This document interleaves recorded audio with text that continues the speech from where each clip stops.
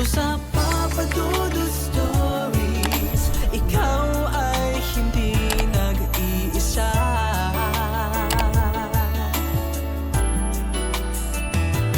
Dito sa Papa Dudut Stories, may nagmamahal sa'yo. Papa Dudut Stories, Papa Dudut Stories. Dear Papa Dudut, sa lahat po ng mga nakatutok ngayon, huwag pong kalimutan mag-like, mag-share at mag-subscribe. Maraming salamat po sa inyong lahat.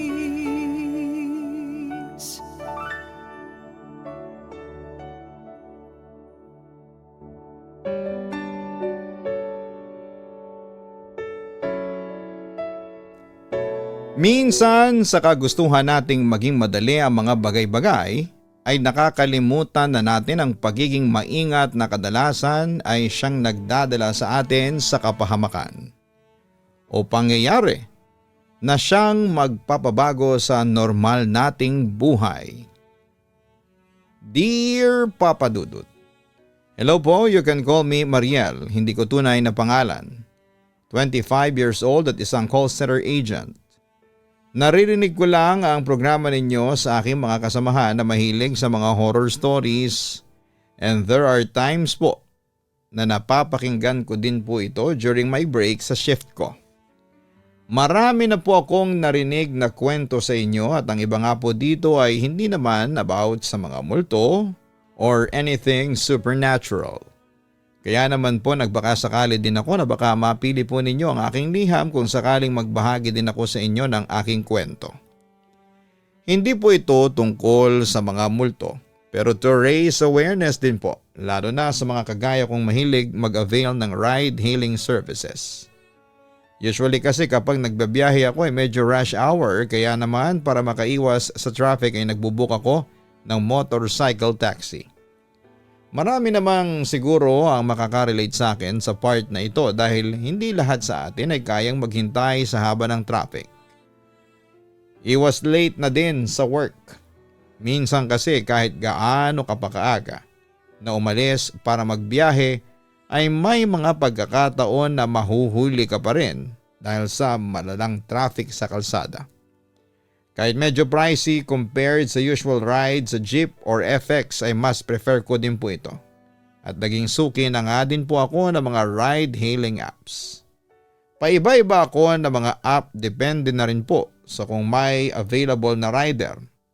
May iba kasi na choosy at namimili ng pasahero pero marami naman yung matitino at mababait na mga rider. Pero may iba na masasabing mga mapagsamantala na bukod sa tatagain ka sa presyo ay bigla pang magka-cancel sa'yo. Bagaman at iilan lang naman ang mga ganon ay nakakainis pa din, lalo na kung nagmamadali ka.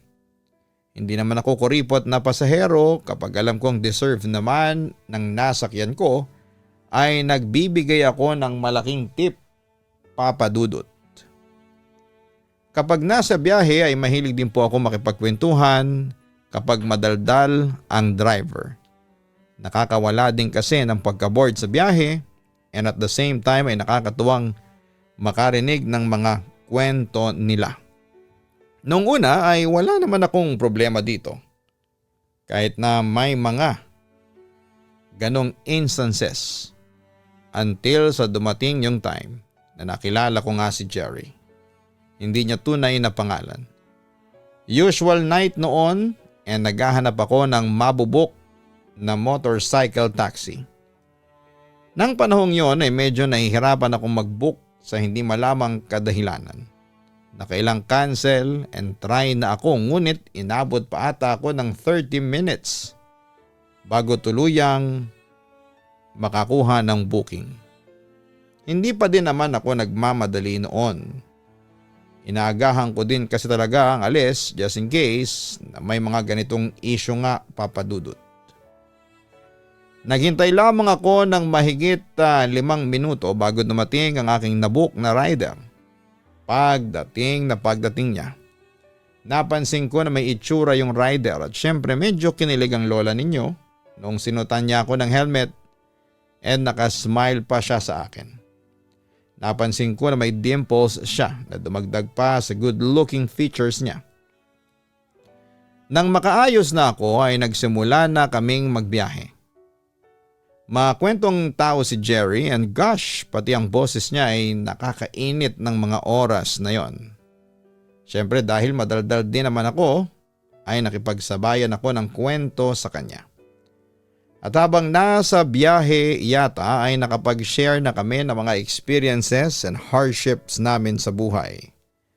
Masarap naman din kasi siyang kakwentuhan, kaya naman parang ang gaan na lamang sa akin na mag-share ng mga bagay sa kanya. Halos hindi ko na nga namalayan ang naging biyahe namin dahil sa wili ko sa pakikipag-usap sa kanya, Papa Dudut. Natapos lamang kami nang makarating na ako sa lugar kung saan ako nagtatrabaho. Binigyan ko siya ng malaking tip bilang pasasalamat na rin na safe niya akong naihatid and sa paglilibang nito sa akin habang nasa kalsada kami. After kong maabot ang aking bayad ay agad na din naman akong pumasok sa loob ng building kung saan ay located ang opisina namin. Ewan ko ba kung bakit pero habang nagtatrabaho ay parang hindi mawala sa aking isipan si Jerry. Yung tipong bigla akong mapapangiti kapag naiisip ko siya. Ang cringe man na pakinggan. Pero naging crush ko ata siya, Papa Dudut. Dumating pa ito sa point na hinihiling ko na sana sa mga susunod na araw ay siya ulit ang maibuko na rider. Hindi naman ako nabigo at mukhang malakas ako kay Lord dahil sa mga sumunod na araw ay madalas na siya ang naibubuko. Hanggang sa dumating pa nga ang point na hinihingi na niya ang aking cellphone number para daw if ever na wala talaga akong mahanap na ride ay tawagan or i-message ko lamang daw siya upang mapuntahan niya ako kung available siya. Sumangayon naman ako sa kanya and sa totoo lang after noon ay nagdadahilan na lamang ako sa kanya para siya nang sumundo sa akin tuwing papasok ng trabaho. Naging mas malapit pa kaming dalawa ay nakala ko nga ay magtutuloy-tuloy ito. Pero dumating yung time na may biglang nag-message sa akin na unknown number at sinabihan ako na mag-ingat daw ako kay Jerry. Nireplyan ko naman ito ng ano ang ibig niyang sabihin ngunit wala na akong nakuhang sagot pa mula sa kanya. Ipinagpalagay ko na may mga kaibigan na naman siguro akong nang titrip sa akin dahil nabanggit ko din sa kanila ang tungkol kay Jerry. Pagdating niya ay natatawa kong ikinuwento sa kanya ang nag-text sa akin. Akala ko ay matatawa din siya sa aking ikinuwento pero napatahimik ako nang makita na medyo nagdilim ang kanyang aura. Medyo nakaramdam din ako ng takot noon dahil mukhang hindi maganda ang mood niya at medyo mabilis akong natakot dahil sa bilis din niyang magmaneho compared noong mga nakaraang nakasakay ako sa kanyang motor. Mahinahon ko naman siyang sinabihan na dahan-dahan lamang siyang magmaneho dahil baka maaksidente kami. Ngunit nagbingi-bingihan lamang siya. Todo kapit na lamang ako sa kanyang motor at parang nang gabing yon ay na-turn off ako sa naging asal niya.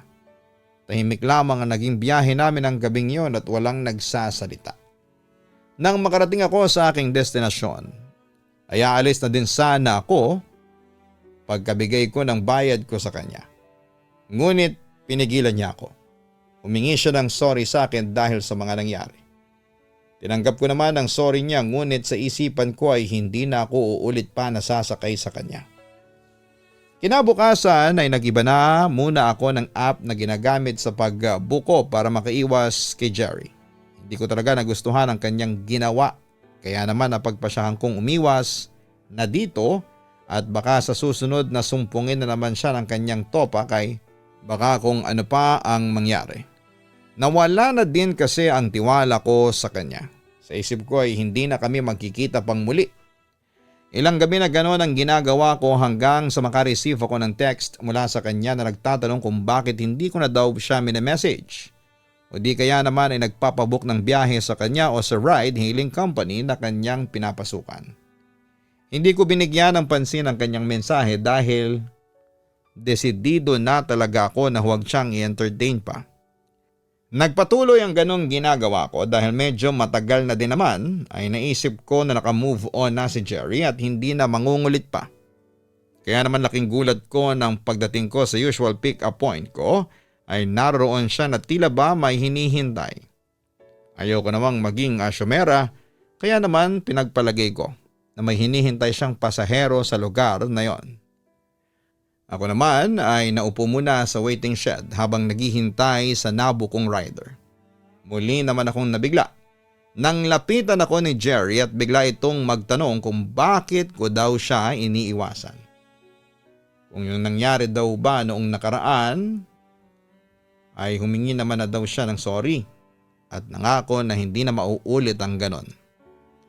Tinapat ko naman siya at humingi na rin ng paumanhin dahil wala naman akong balak pa na kunin ang serbisyo niya sa mga susunod pang araw. Nagpumilit naman siya na kahit kausapin ko na lamang daw siya o replyan sa kanyang mga mensahe, ngunit buo na ang desisyon ko noon na hindi na talaga siya kakausapin pa.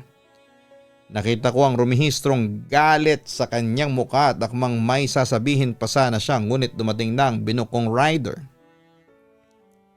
Bago umalis ay nakita ko pa ang matatalim na titig sa amin ni Jerry hanggang sa mawala na din siya sa aking paningin. Nagtanong naman ang nabukong rider kung ginugulo daw ba ako ni Jerry. Initian ko lamang siya at hindi na sumagot pa. Wala din kasi ako sa mood na makipagtsikahan dahil sa mga nangyari. Kinabukasan paglabas ko ng building ay napansin ko ang kahawig na motor na ginagamit ni Jerry.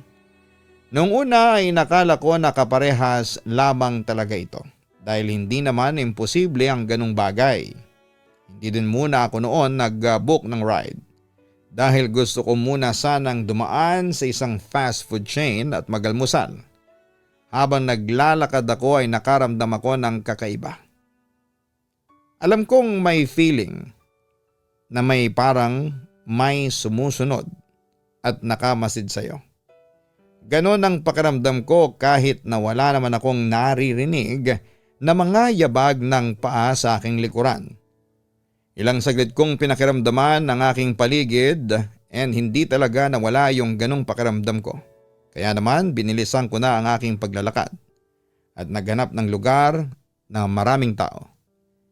Nang makakita ako ng isang convenience store kung saan ay may mga nakatambay na mga kagaya ko ding call center agent, ay agad akong pumasok dito. Pagpasok ko ay pasimple kong tinignan kung may taong nakasunod sa akin. Pero wala naman, papadudot. Ngunit pagkalipas ng ilang saglit ay nakita ko ang humaharurot na motorsiklo na namataan ko kanina sa labas ng building na aking pinanggalingan. Dito ako kinutuban na maaring si Jerry ang sakay nito at talagang inaabangan niya ako at sinusundan. Kung bakit yon ay hindi ko po alam.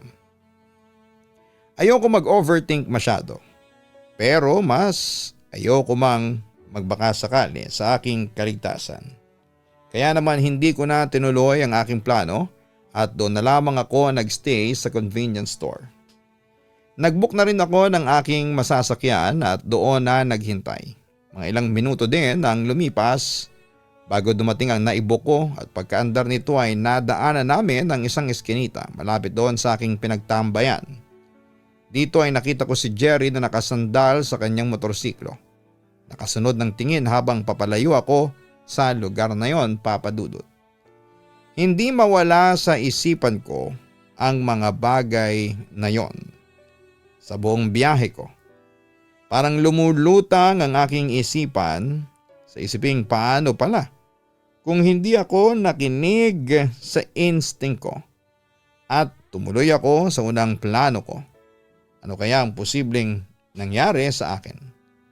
Wala ako sa sarili ko noon at nagulat na lamang ako nang tapikin ako ni kuyang nasakyan ko upang sabihin na kanina pa kaming naroon sa pin location of drop-off ko.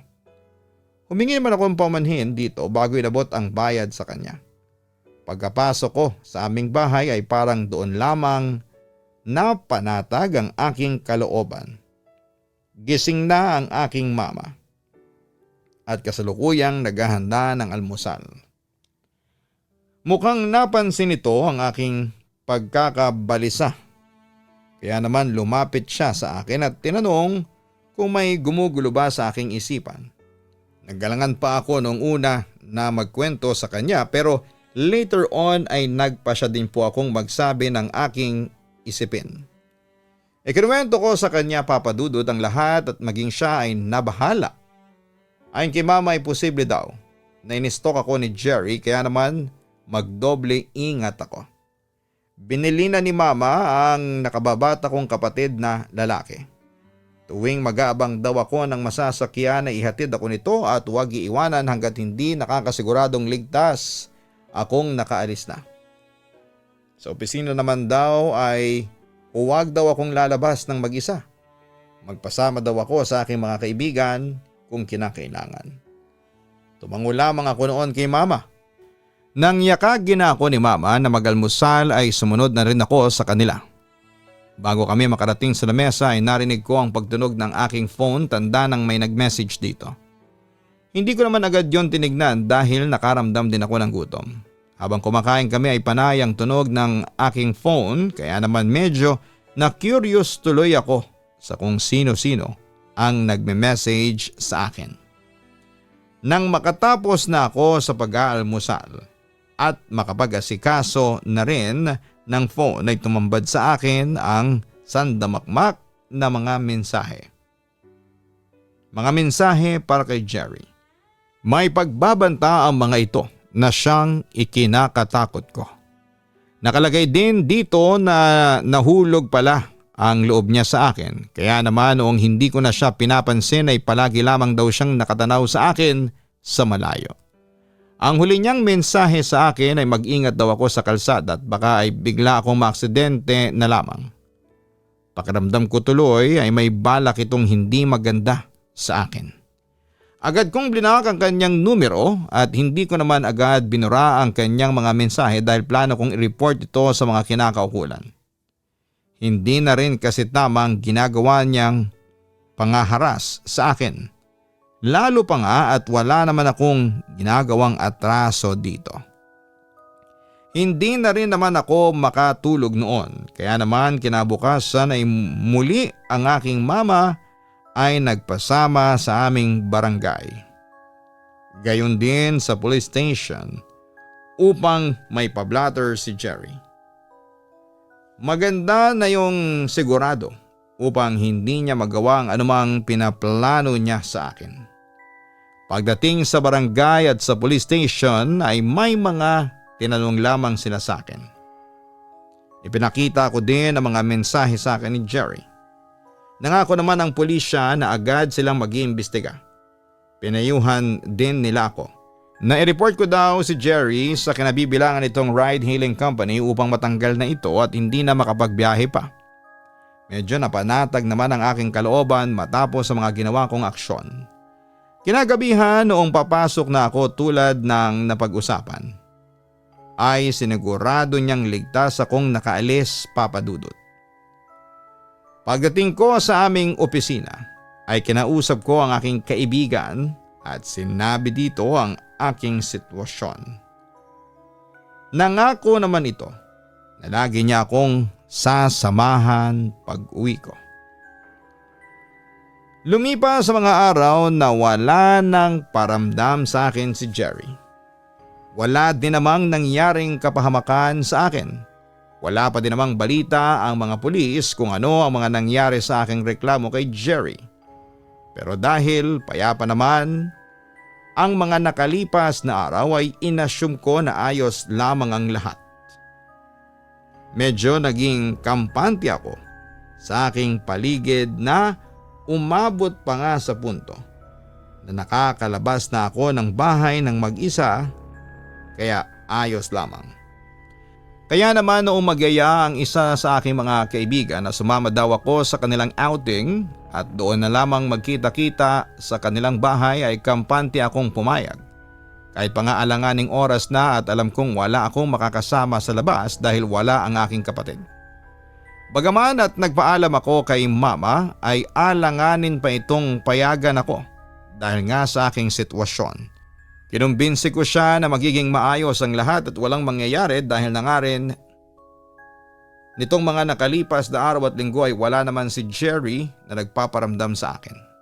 Bandang huli ay napapayag ko na rin si Mama with matching maraming pabaon na paalala sa akin. Paglabas ko ay halos kaunti na lamang ang tao sa aming lugar. Mag-aalas 12 na rin kasi ng gabi noon. Kaya naman normal na din ang ganong eksena. Agad akong nag-book ng aking masasakyan. Habang naghihintay ay nakarinig ako ng sitsit mula sa madilim na bahagi ng aking lugar. Sinubukan kong aninagin kung sino ang tumatawag na yon sa akin ngunit hindi ko ito makita. Nang mga oras na yon ay parang nagsisigawan ng mga warning signal sa aking isipan na umalis at lumayo na sa mga lugar na yon. Kakaiba kasi ang pakiramdam ko. Sino ba naman kasi ang hindi kakabahan kung sa dilim ay may bigla na lamang tatawag sa iyo? Hindi po ba? Kaya naman imbes na lumapit sa pinanggalingan ng sitsit na yon ay naglakad ako papalayo.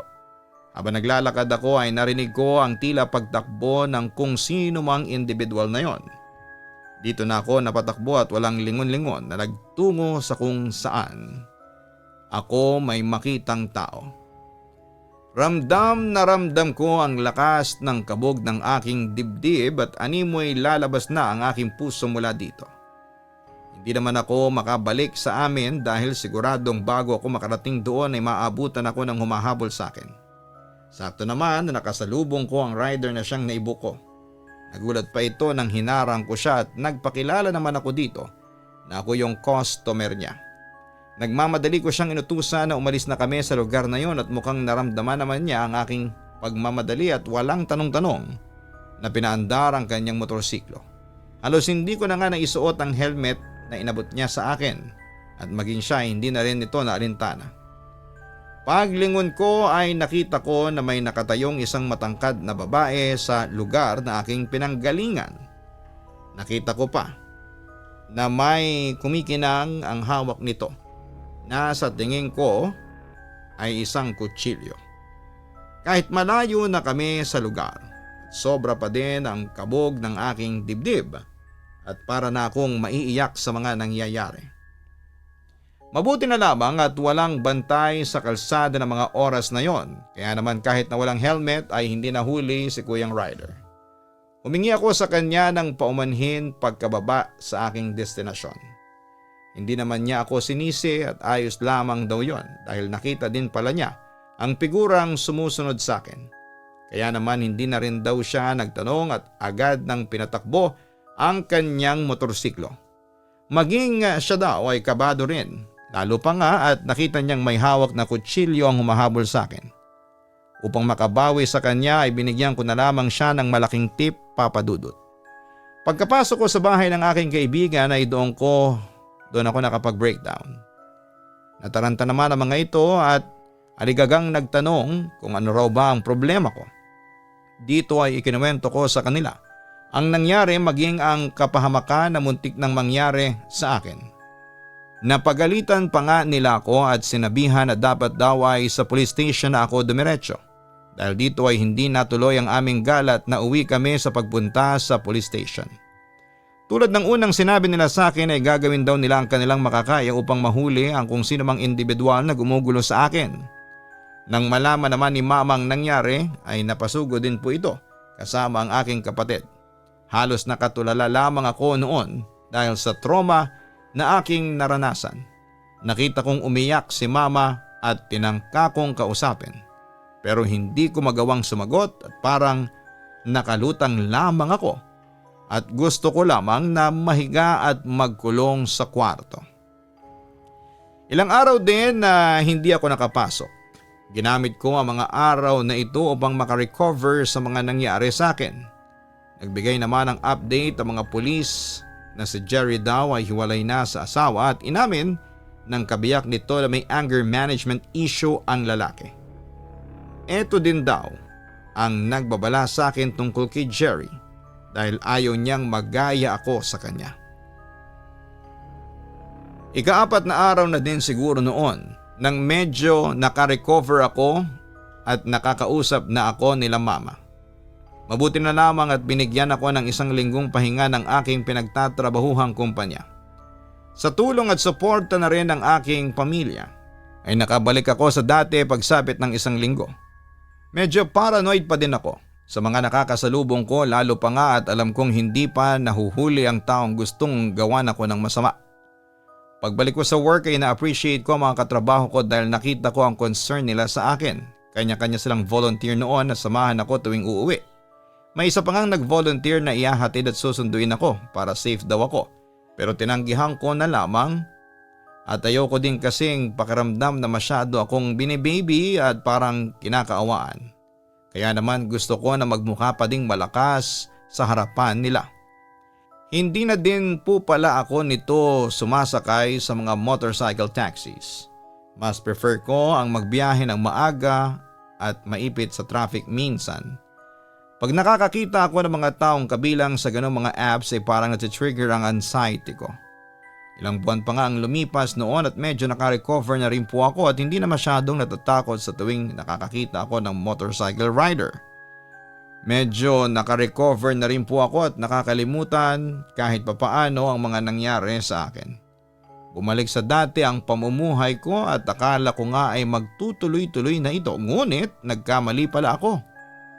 Off ko noon nang biglang niyaya ako ng aking kaibigan para makipiesta sa kanila. Sa amin pa lang ay ramdam ko na parang may nakamasid sa akin. Pero dahil kasama ko naman ang aking kapatid ay hindi ko yun masyadong pinagtuunan ng pansin. Sa isip ko noon ay imahinasyon ko lamang ito at walang dapat na ikatakot. Hindi po pwedeng habang buhay ako magpadala sa negatibong emosyon na ito. Binaliwala ko ang aking nararamdaman, Papa Dudut, at nagpatuloy lamang kami sa aming pupuntahan. Pagbaba namin sa aming destinasyon ay muli ako nakaramdam ng kakaiba. Kaya naman inilibot ko ang aking paningin sa paligid. Nakita ko sa hindi kalayuan ang isang nagpark pa lamang na motorsiklo. Ewan ko ba kung bakit pero iba ang pakiramdam ko dito. Hinila ko na ang aking kapatid na ngayon ay nagtataka na sa aking kinikilos. Hindi ko naman binanggit sa kanya ang aking nararamdaman dahil alam kong mag-aalala ito. Pagkarating namin sa bahay ng aking kaibigan ay agad din kaming umalis upang maglibot sa paligid. Habang nagtitingin-tingin ako sa mga paninda doon ay napansin ko ang isang matangkad na figura na nakatayo lamang sa gitna ng mga nagdadaan ng mga tao. Maitim itong nakatingin sa akin.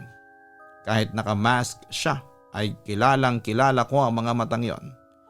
Alam kong si Jerry ang nakikita ko ngayon. Agad kong kinilabit ang kaibigan ko upang sabihin sa kanya na naroon ito, ngunit nang pagtingin namin ay wala na siya sa kanyang kinakatayuan. Natatawa naman sa akin ang kaibigan ko at sinabing masyado lang daw akong paranoid kaya ganon. Pero alam ko sa sarili ko na hindi lamang basta paranoia ang pangyayari. Kaya naman kahit na alam kong masasabihan akong KJ ay niyaya ko na ang kapatid kong umuwi na rin, Papa Dudut. Agad namang sumunod sa akin ang aking kapatid at walang nagawa ang aking kaibigan kundi ang sumunod sa amin. Tahimik kaming tatlo na naglalakad nang makarating kami sa hindi masyadong mataong lugar ay bigla akong nakarinig ng makina ng motor. Napalingon naman ako sa paligid at doon ko nalingunan ng mabilis na motor na papalapit sa amin. Nasa daraanan nito ang aking kapatid at mukhang wala itong balak na huminto kahit nakita nitong may tao doon. Bago pa ito makalapit sa amin ay agad kong iniwas ang aking kapatid sa motor na yon. Pagkalampas niya sa amin ay lumingon pa ito. Hindi pa man ito nakakalayo ay may mga tao doon na humarang sa kanya dahil nasaksihan nila ang balak sana nitong pagbunggo sa aking kapatid. Akmang tatakas pa ito ngunit hindi na nito nagawa dahil kinuyog na ito ng mga tao sa lugar na yon. At kahit medyo nanginginig pa kaming tatlo ng aking kapatid at kaibigan, sa kapahamakang muntik nang mangyari sa amin ay nagawa din naming makalapit sa taong yon. Natanggal ang mask na suot nito at kahit na duguan ito ay namukhaan ko pa din ang taong yon. Si Jerry. Siya ang muntik nang manakit sa aking kapatid, Papa Dudut. Napapaluha kong niyakap ang aking kapatid at gumanti naman ito ng yakap sa akin. Panay naman ang hinang sorry ng kaibigan ko sa akin dahil hindi siya naniwala sa akin kanina at na pagkamalan pa niya akong paranoid. Ilang saglit pa ay dumating na mga pulis at ambulansya. Sinakay nila dito si Jerry upang madala sa ospital. Nang makalis na ang ambulansya ay in-invite naman kami ng mga naiwang pulis na sumama sa kanila upang mahinga ng statement. Agad naman kaming sumunod sa istasyon at doon ay binahagi ang lahat ng mga nangyari. Habang abala kami sa pag-uusap ay humangos ang isang pulis na kasama sa ambulansya ni Jerry kanina.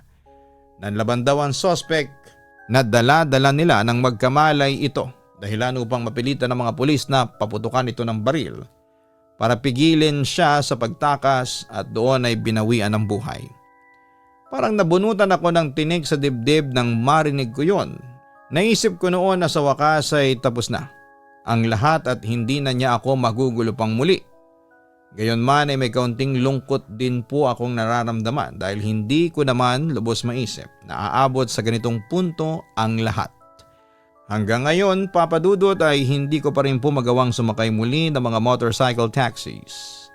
May mga pagkakataon kasi na naiisip ko pa rin ang mga nangyari kay Jerry at natatakot ako na maulit ito. Sa ngayon po ay nagpundar na lamang kami ng aking pamilya ng sarili naming motorsiklo at ito na ang ginagamit ko kapag papasok ako sa trabaho. Hanggang dito na lamang po ang aking liham, Papa Dudut. Maraming salamat po sa inyong panahon na basahin ang aking liham and more power po sa inyong programa. Lubos na gumagalang, Mariel. Hindi masama ang maging palakaibigan o magtiwala sa ating mga nakakasalamuhang mga individual. Ngunit huwag sana nating kalimutan ang laging tandaan na minsan ay may mga tao na nakakayang samantalahin ang tiwalang ibinibigay natin sa kanila upang magulo ang ating buhay.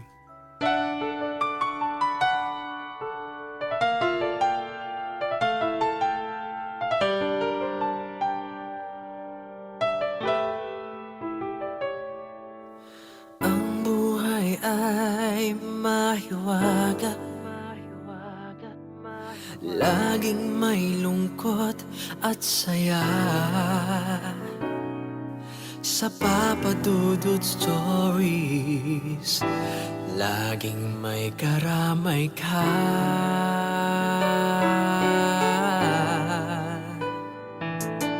Mga problemang kaibigan, ito ay pakikinggan ka.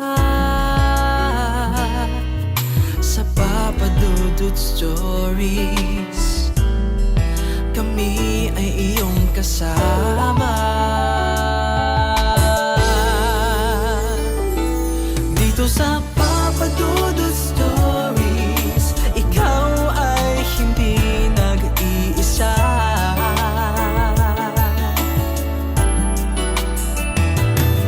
Sa Papa Dudut Stories, may nagmamahal sa'yo.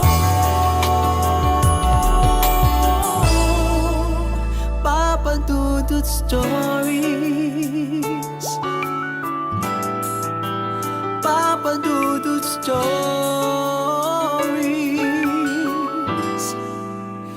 Papa Dudut Stories.